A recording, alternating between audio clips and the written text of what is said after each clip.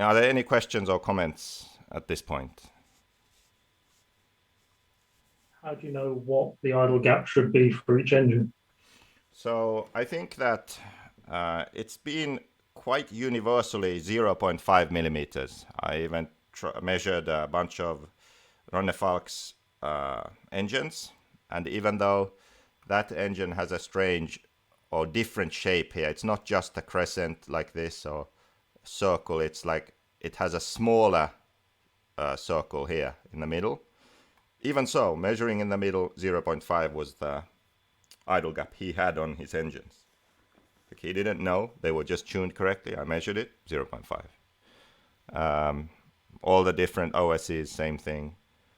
So it just seems to be a very good or very sort of constant measurement on our current engines. So is it always 0.5? Well, here's the thing. Not always. Nothing's ever this easy, is it?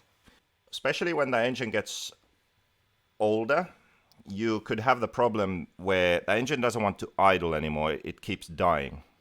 Now, if you remember what I said you just set this to 0.5, then you forget about it. And then if the engine doesn't idle, you just close the low speed needle, reduce the amount of fuel going in to match the air so that the engine runs. And now I don't technically know what happens to an engine when it wears out and there's less compression and especially OS engines don't want to idle anymore.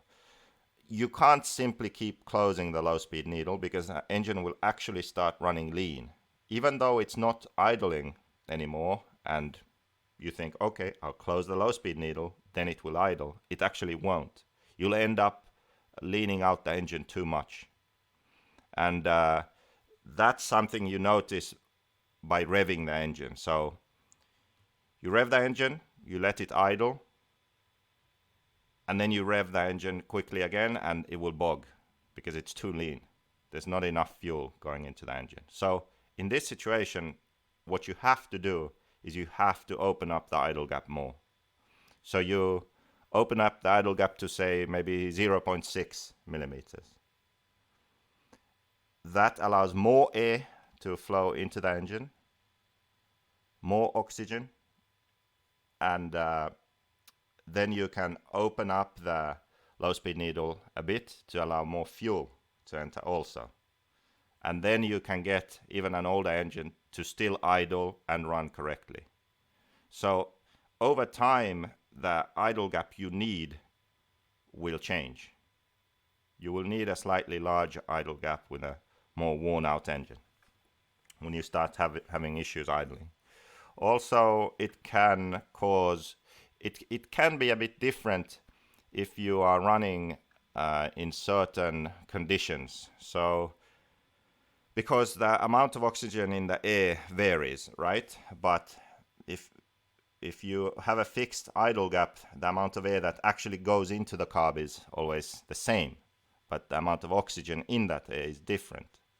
So if there's not a lot of oxygen in the air, you might want to open up the idle gap also to allow more air in so that you can get more oxygen into the engine.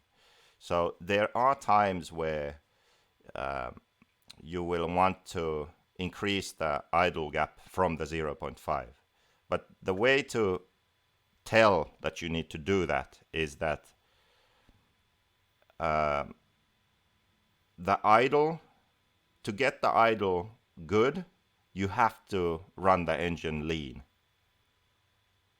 Does that make sense? So you can get it to idle, but then you can notice when you are tuning the engine, revving the engine, that the bottom end is lean. That's how you know that you need to open the idle gap a bit. But for most of the time, and let's say like 80-90% of the time that you run an engine, you just set it to 0.5 and you're good to go.